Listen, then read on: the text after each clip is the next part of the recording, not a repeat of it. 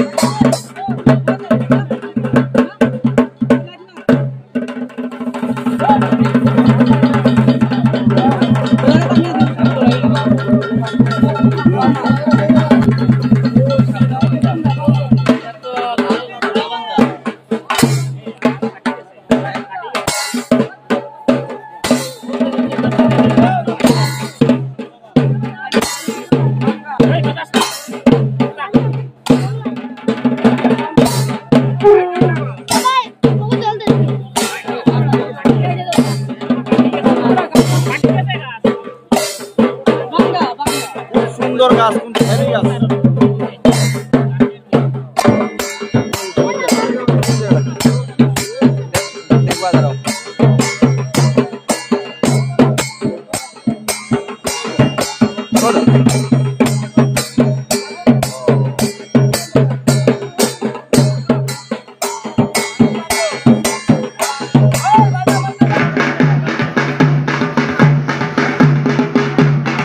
দেবনাথ এ দেখছে এখানে বসি গাওয়া তাইছে এরপরে দেখছে জলে খেলতেছে হ্যাঁ এর মাঝে একটা গাছের মাথা পাইছে তখন হে এটা টান দিয়া তুলছে হ্যাঁ ভাব দেখিতা যে আচ্ছা গাছের তোমরা যখন তিনি লাকড়ি করলাম আর যখন টান দিছে দেখছে সরব গাছ হ্যাঁ এরপরে হে বক্তি দিয়া গেছে গিয়া হ্যাঁ যাওয়ার পরে বাড়িতে কইছে এরপরে আমরা এ দেখছি এরপরে তা আমি টিলা তো গিয়া জানাইছি হ্যাঁ এরপরে তারা আইসে রাত্রে আয়া অধিবাস মানে ফান বাটা দিছে আচ্ছা এরপরে আজকে আমরা এখানে একটু পূজা দিছি যেহেতু আমার ছেলের সাথে দেখা হয়েছে আমরা একটু পূজা দিছি তখন তারা কি করব আইসে গাছ নিব না নিতে নাই দেওয়া আমি করতাম পারি না প্রথমবার এখানে আগে কিন্তু ধরেন 35 বছর 36 বছর 40 হ্যাঁ এর আগে আমরাই 3বার পূজা করছি 4 জন মানুষ খারুইয়া এরপরে দেখছি কিটা এখানে বার থেকে জিংলা মোটা আমরা ভক্তি দিয়া সারি দিছি এবারে প্রথম পাওয়া গেছে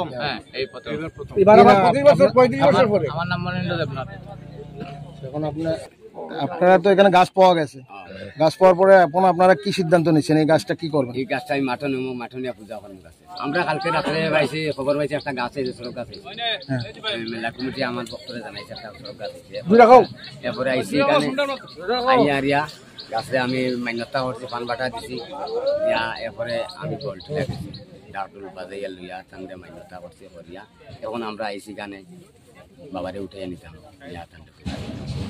এর আগে কোন বছর এখানে গাছ পাওয়া গেছে না আর মিলছে না এই আর মিলছে না। আজকে আমার বয়স 55-56 বয়স ওই আসা আসছে, কিন্তু এই জুড়ি নদীতে আমি এরকম ভয়ঙ্কর গাছ আমি পাইছি না। আমার জীবনের প্রথম আজকে পেলাম।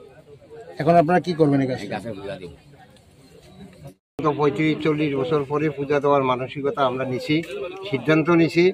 আমরা আর একটা চরক গাছও আনছি, কিন্তু কালকে আমরা মনীন্দ্র দেবনাথের মারফতে আমরা কমিটি খবর পেলাম যে এখানে একটা চরক গাছ নদীর পাড়ে তার বাড়ির সম্মুখে আইয়া দেখা দিছে।